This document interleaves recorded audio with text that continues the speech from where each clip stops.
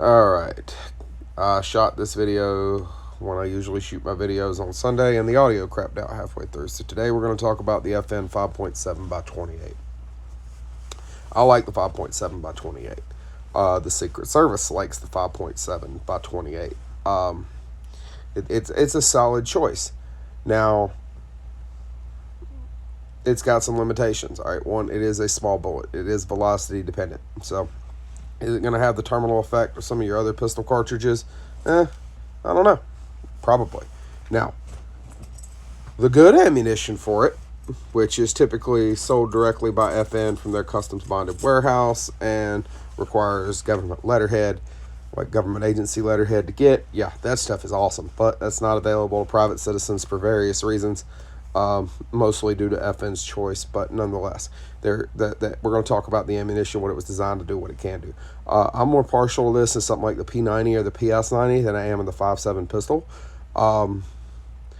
It's just one of those things for me. I'm going to get a higher velocity out of the longer barrel, and it's a velocity dependent cartridge.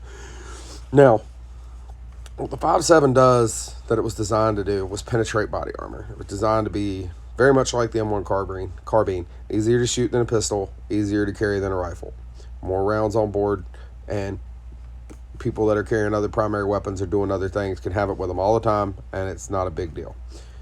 So, one of the criteria for this, for the NATO trial, for the PDW, because, I mean, NATO was really worried about Russian paratroopers landing behind the lines and Russian Spetsnaz doing Spetsnazi shit back there. I mean, this is the 80s when it was designed, so one of those things, right? They were kind of worried about that, and they had good reason to be.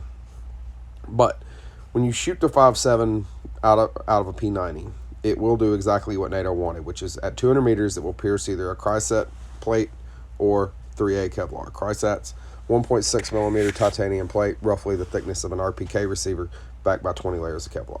So, the round that'll do that is the 31 grain SS-190. It's armor-piercing FMJ, stepping out at 2,350 feet per second with 380 pound-feet of energy.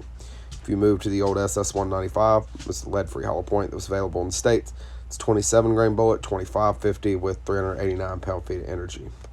So, you move to the common SS-197 SR, the sporting round. It's a 40 grain Hornady VMAX, so it's going to expand, violently expand, stepping out at 2,034 feet per second with 256 foot-pounds of energy. So, noticeably a step down from the military stuff.